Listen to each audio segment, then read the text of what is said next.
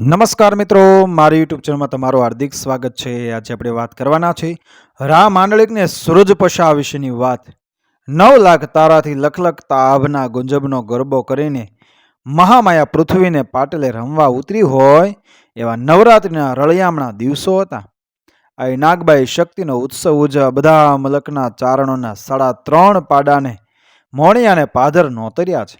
નરા ચોરાડા ચુવાના 3 અને અડધો પાડો તુંબેલનો એમ ચારણોની તમામ શાખાઓના ચારણો આવીને આંગણ નવરાત્રિના ઉત્સવમાં ઉતરી આવ્યા છે। બ્રાહ્મણોના શક્તિ મંત્રોથી એ મોણિયાના સિમશેડા ગાજી રહ્યા છે। આયની ઉપાસક એવી રાજપૂત જાતિઓના જોધાઓના ઘોડાની હાવળુથી ગિરનારના ઉપરકોટની દિવાલો સુધી પડઘા પડી રહ્યા છે।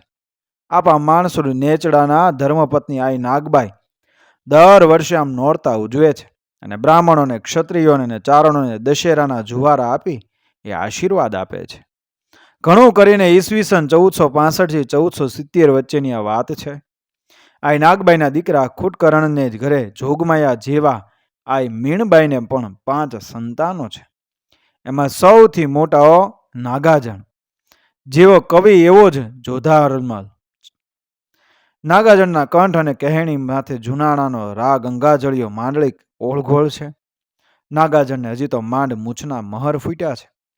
22-25 વર્ષની અવસ્થા, પણ માંડલિકના ભલભલા અમીરો વચ્ચેથી માથું કાઢે એવો ઝળકી રહ્યો છે।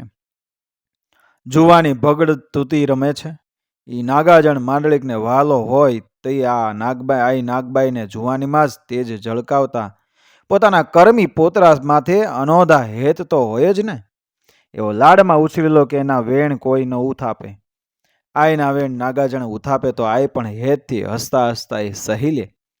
હજી તો ઉગતી જુવાની અને જુનાણાની કચારીના માનપાન પામતા નાગાજણને પણ માંડલિકનો નેડો લાગ્યો છે। સવાર થયું નથી અને ઘોડો પલાણ્યો નથી। રા માંડલિક પણ સગા દીકરાના હેતથી નાગાજણની એ વાટ જુએ।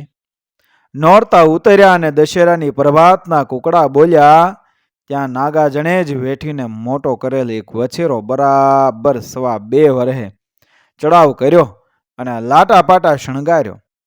થોડાનું નામ સૂરજપાશા, પણ સૂરજના રથમાંથી છોડાવીને ધરતી માથે ઉતાર્યો હોય એવી રૂપની શેડ્યું કાઢી ગયેલો। સૂરજપશાને ચડાવ કરીને નાગાજણ પહેલું જ પલાણ માંડે છે। દશેરાના દિવસે જુનાણાનો ધણી રા ગંગાજળિયો એ સવારી કાઢીને શમી પૂજન કરવા જાય ત્યારે આખી સોરઠ રિયાસતના જાતવાન ઘોડાનો એ નાટારંભ જામે। રાજપૂતોને પોતાના ઘોડાના રૂપ દેખાડવાનો વરહમાં એ એક જ દિવસ, આડે દી આખી રિયાસત થોડી ઠલવાય ને કાં યુદ્ધે જોખા જાય। નાગાજણને પણ નવા પરજુમાં ન હોય એવો સૂરજ પશા એ શણગારીને રામ માંડલિકની સવારીમાં એ નટાવો નાચે એમ નાચતો કૂદતો એ બતાવવાના અને રા માંડલિકને એ મોઢે ઘોડાના એ વખાણ સાંભળી અને શાબાશી મેળવવાના કોડ જાગેલા।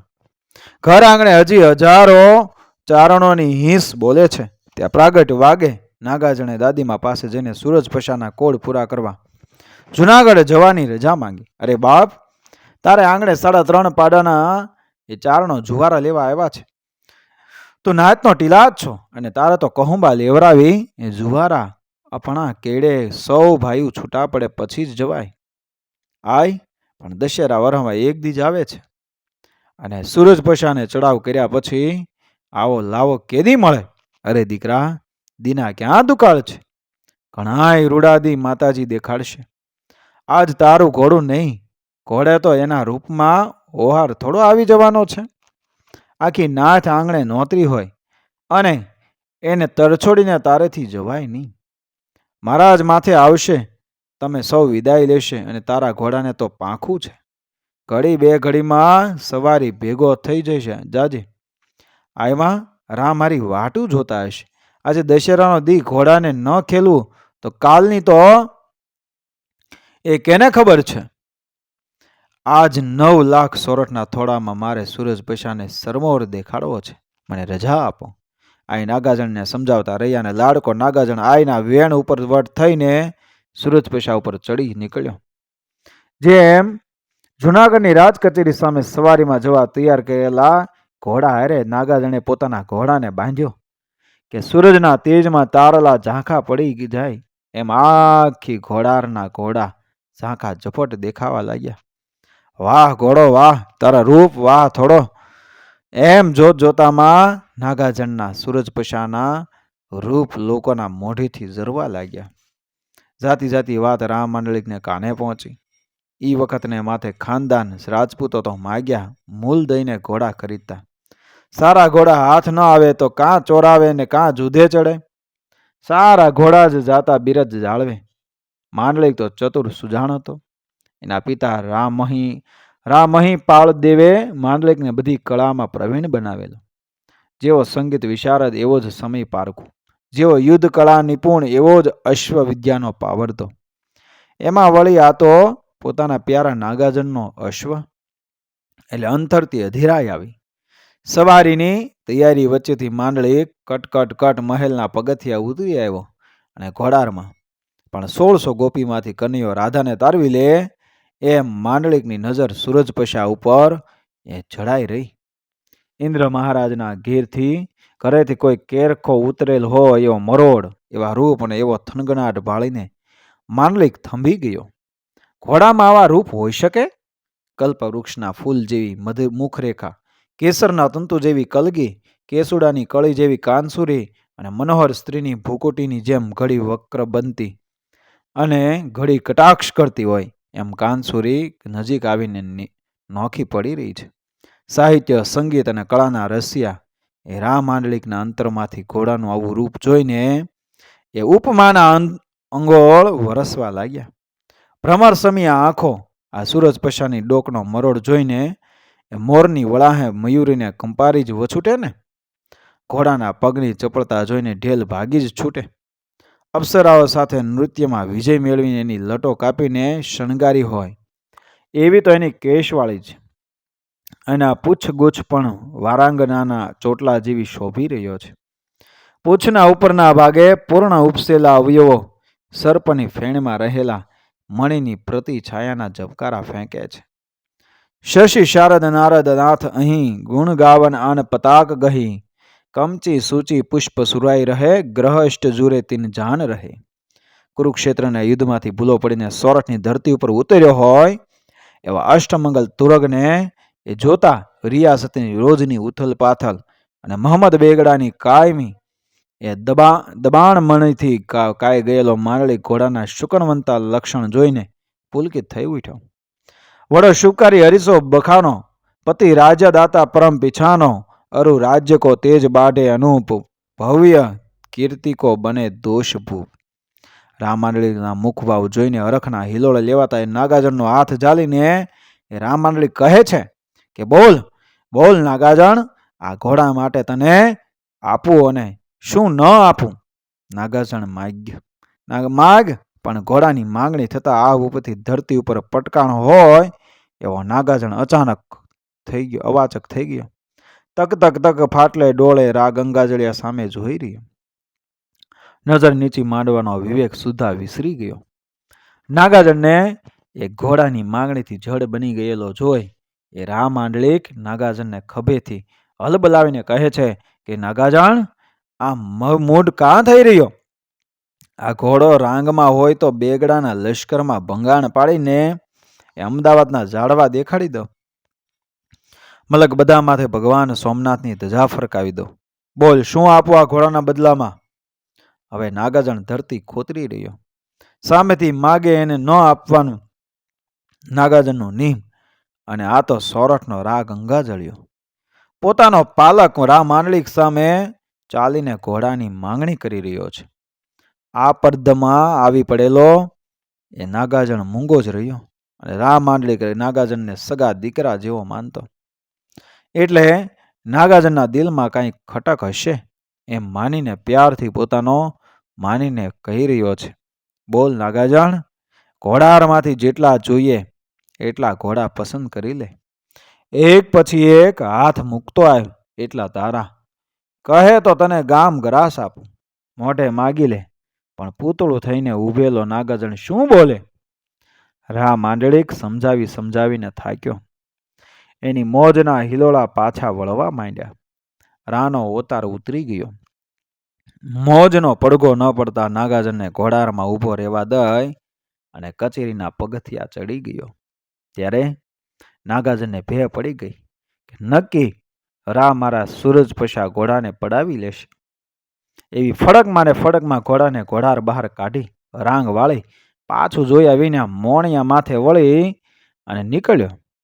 મોણિયા આવ્યો ત્યારે ઘણા ખરા ચારણો વિદાય લઈ ગયા હતા. બુઢા અને બાળકોવાળા રોકાયેલા. પ્રભાતે જેનો મદ માતો નહોતો એવા નાગાજનને મોઢે શાહી ઢળેલી જોઈ આઈને અચરજ થયું કે આ અટાણે કાં પાછો વળ્યો? કેમ બાપ, છે તો સૌ સારાવાના ને? આયે હેતથી પૂછ્યું. પણ નાગાજણમાં બોલવાના ક્યાં હોશ હતા. આયે નાગાજણને માથે હાથ ફેરવીને પૂછ્યું કે આમ ઉદાસ કાં થઈ ગયો છે? સવારીમાં ન રોકાણો? શું થયું? ત્યાં તો ડળક નાગાજણની આંખમાંથી આંખું ઝરવા માંડ્યા. આય મૂંઝાણા, બોલ બાપ, શું છે? આમાં આંસુ કા ખેરવ છો તું? નાગાજણે ધીરે ધીરે માંડીને બધી વાત કરી. ત્યારે આય કહે, એમાં રાયે શું માગ્યું? માગીને તારો વછેરો જ મને. એ તો આપણી ધરતીનો ધણી કહેવાય. એને હઈને તું ઉજળો બન્યો છે. એ કાં ભૂલી ગયો? રા ગંગાજળિયાથી ઘોડો વધુ વાલો કે હોય? માં, વાત બધી સાચી, પણ મારે નીમ છે. એકલા વખાણ કર્યા હોત તો મોજથી આપી દેત, પણ માંગણી કરે એટલે માથું અપાય. નીમ એ અપાય? અરે દીકરા, તે તો બાળક બુદ્ધિ વાપરી. મારા વેણ ઉથાપીને તું નથી હાલ્યો જાતો? અને હું કેમ સાંખી લઉં છું? માંડળીકને તારા ઉપરના હેતનોય વિચાર ન કર્યો? આ ક્યાં પરાયાએ માંગણી કરી હતી? માવતર સામે આવી હટ હોય? આપણે તો ઘરધણી કહેવાય, વિવેક તો વાપરવો જોઈએ ને. માં મારાથી છૂઈ થઈ ગયું. રા હવે મારાથી રિહાણા છે. હવે તો એમાંથી કોઈ માર્ગ મળે એમ નથી. પગલા ભરાણા પછી પારોઠના ન ભરું. આઈ નાગબાઈ નાગાજનના હઠીલા સ્વભાવને જાણતા હતા. નાગાજનને પણ ન થવાની થઈ એટલે હરેરી ગયો છે. આ આશ્વાસન આપીને નાગાજનને હરમતમાં રાખવા મથે છે. રા હરે રિહામણા કરી આવ્યાનો આઈને અને આખા ઘરને એ ઉચાટ છે. દિવસો પાણીના રેલાની જેમ વહ્યા જાય છે. રા માંડળીકનો કાકો રા વિકો, એને ગરાહમાં ગીર ગઢડા પરગણું અપાયેલ. રા વિકાને એકનો એક દીકરો ભૂપતસિંહ. રા માંડળીકના ભૂપતસિંહ માથે હેત. રાણીઓમાંથી કોઈકને ખટકો થયો અને ગાદીના વારસા મામલા. એમાં રાના ગઢમાં જ રાણીઓના ખારે ભૂપતસિંહનું કમોત થયું. રા માંડળીકને બહુ વસમું લાગ્યું. રા વિકો ક્રોધે ભરાણોને માંડળીક સામે બહારવટે ચડ્યો. ધાડા પાડતો રા વિકા એ મોણિયા તરફ ઉતર્યો. એણે નાગાજણ અને રા માંડળીક વચ્ચેના મંદુકની વાત જાણી. નાગાજણે રા માંડળીકને વછેરો ન દીધો ને અબોલા થયાની વાત જાણતા એ રા વિકાને થયું કે એવો તે વછેરો કેવો કશે તે નાગાજણે ન દીધો. ઘોડો જોવાની તલબથી રા વિકો એક દી પ્રભાતના પોરે મોણીએ પેગડું છાંડી આઈ નાગબાઈને પગે પડ્યો. બધી વાત વિગતથી જાણીને સૂરજ પછાને જોવા નાગાજણે સાથે લીધો. ઘોડાના ખંધે સૂરજ પછાના ભાળ્યો. ભાળતા તો દુશ્મનની છાતી ફાટી જાય એવો રહું એવી જબરાઈ જોઈ. નાગાજનને જોઈ અને સૂરજ પછા હાવળ દેતા ડાબલા ખડતાળવા માંડ્યો. અને રા વિકાએ ઘોડાના વખાણ આદર્યા. નાગાજણ મોજમાં આવી ગયો. હવે આ થોડો તમારો છે, મારે આ ઘોડો ન જોઈએ. તમે બહુ વખાણ્યો પણ માગ્યો નહીં એટલે મને મોજ આવી છે. ઘોડો પણ હાવળ નાખી ખડતાળીને શુકન આપે છે. માટે માતાજીનું નામ લઈ છોડો ઘોડાને, થાવ અસવાર. જોગમાયા તમારી ભેરે છે ને આ સૂરજ પૈસા તમને આપે છે. રા વિકો ઝાંખા પડી ગયા. પણ નાગાજણ એકનો બે ન થયો. ધરાર રા વિકાને ઘોડે ચડાવીને એ વળાવ્યો. આઈને આ વાતની ખબર પડતા અકળામણ થઈ. નાગાજનને કહે, બેટા, તે તો ઘોડો આપી તારા નીમ જાળવીને રા વિકાને શુકન કરાવ્યા, પણ મને અપશુકન થઈ રહ્યા છે. દિનમાન પલટો લેતું લાગે છે. તારી મોજમાં તે માંડળીક હારે વેર બાંધ્યા. તારી ઉતાવળ તારા ડાપણને આંટો લઈ ગઈ છે. બાપ, જેવી માતાજીની મરજી. માંડલિકને આ વાતની ખબર પડી કે મને જે સૂરજ પૈસા ન આપ્યો તે મારા વેરી રા વિકાને, મારી સામે બહારવટે ચડેલાને આપ્યો. ગંગાજળિયો ધૂંધવાઈ ઉઠ્યો. પણ ચારણ માથે હાથ કેમ ન ખાય? વળી આઈ નાગબાઈ પ્રત્યેનો એ રાનો પૂજ્ય ભાવ એટલે સમસમીને બેઠો રહ્યો. પણ માંડલિકથી બેઠા રહેવાય એવું નહોતું. પરગણે વાઘેલા ચાવડા, ગોહિલ અને ચુડાસમાના દંગા ઉઠતા હતા. માંડલિક ગુજરાતના બાદશાહ મોહમ્મદ બેગડાનો એ ખંડિયો રાજા હતો. જેટલા દંગા ઉઠે એટલા દબાવવાની ફરજ એ માંડલિક માથે ન ખાતી. માંડલિકની દશા એ મોહમ્મદ બેગડાના હિન્દુ સુબા જેવી હતી. અહમદ શાહના વખતથી સોરઠના ગુજરાતના બાદશાહોના ખંડિયા બનેલા માંડલિક જેવા રાજપૂત રાજાની આંખમાં ભાલા ભોંકાતા હોય એવું વહમું લાગતું. પણ શું થાય? ચારેય કોરથી મુસીબતોમાં ઘેરાયેલો માંડલિક ઉગ્ર બની ઉઠેલો. એમાં વિકાએ બોટાદ પાસેના સરવા ગામને પોતાનું થાણું બનાવ્યું. વાંસાવડમાં ગાદી સ્થાપીને સૂરજ પૈસા જેવો ઘોડો મળતા બમણા જોરથી રાની રિયાસતમાં ત્રાસ ફેલાવા એ માંડ્યો.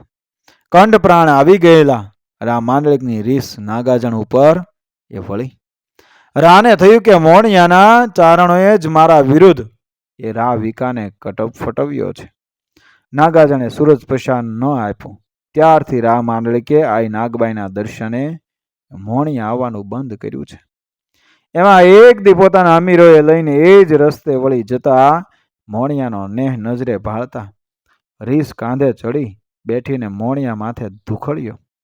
ચારણોના નેસ ભાળે ત્યાં રાજપૂતો પેગડા છાંડે એને બદલે છડી સવારી મોણિયા હોરા નીકળ્યા અને રાજપૂતોને હુકમ કર્યો કે ચારણોના ઘરના દહીં દૂધ ઢોળી નાખો અને દૂધ બકડિયામાં ઠાલવી ઘોડાને પાઈ દો. માંડલિકને મોણિયા હોહરવો નીકળતા ભાળીને ચારણ ડાયરો આવકારવા બહાર નીકળ્યો. ત્યાં તો રાજપૂતોએ રંજાડ આદરી દીધી. ક્રોડ જીવાયુ નવલખ સોરઠના ધણીને. એમ આઈ નાગબાઈ હજુ આશીર્વાદના વેણ ઉચ્ચારે તે એમના મોઢામાં જ રહ્યા અને અરેરાટી નીકળી ગઈ. ગંગા જળિયા કળોયા માથે આવો કોપ!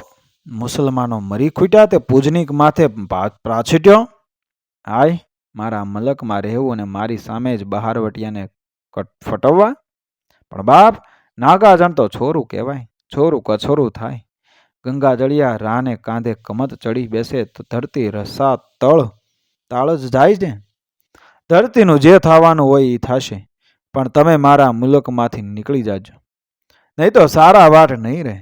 બાપ માંડલિક, મુસલમાનોના સેન સોરઠને ભરડો લઈને પડ્યા છે ને રોજ ઉઠીને મંદિર ભાંગી મસ્જિદ ઊભી કરે છે. એમાં મલક તારો ક્યાંથી રહ્યો? મુસલમાનોનો મલક છે એટલે ધાડા પડાવો છો?